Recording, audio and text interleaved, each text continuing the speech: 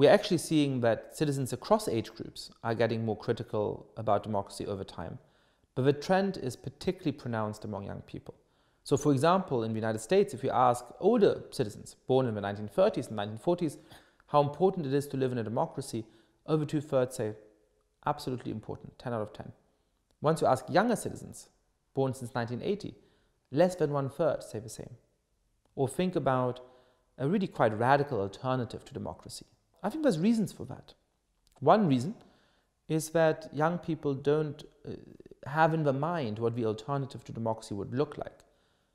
Older people may have experienced the horrors of fascism. They may have understood the danger of communism. And so they understand that though our system is imperfect, we do have a lot to lose. A lot of younger people say, you know what, I see exactly what's wrong with the system. Why can't we try for something better, for something else? Let's throw out democracy and try and construct something better. The second reason is that actually the political system hasn't been particularly good at delivering for young people. In many countries, pensions are protected. People who bought houses quite cheaply in the 1970s and the 1980s now sit on a lot of accumulated wealth, whereas young people have trouble finding a job. Even if they have a decent job, can't pay for a decent apartment in Paris or New York or London because property prices have shot through the roof. And so when you take those things together, you understand that actually the system hasn't delivered so much for young people, and so it shouldn't be surprising that they're also more critical of the system than their parents or grandparents were. We absolutely see that young people in Europe are also getting more critical of democracies, as well as people on the whole.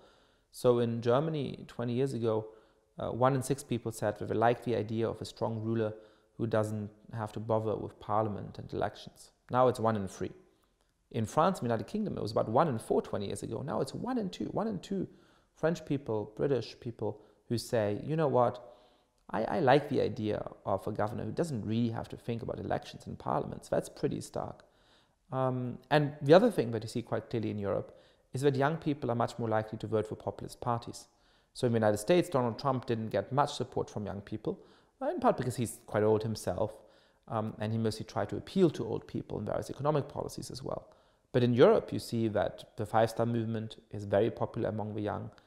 In France, both Mélenchon on the left, but also the Front National on the right, are more popular among young people than they are among older people.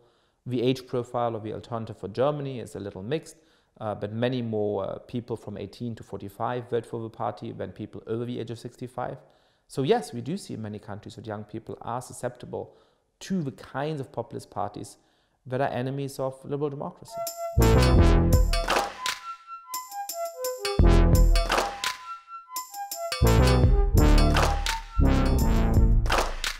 I think we need to embrace a form of inclusive patriotism. We've seen over the last 20 or 30 years that nationalism remains, whether we like it or not, the most potent political force in the modern world.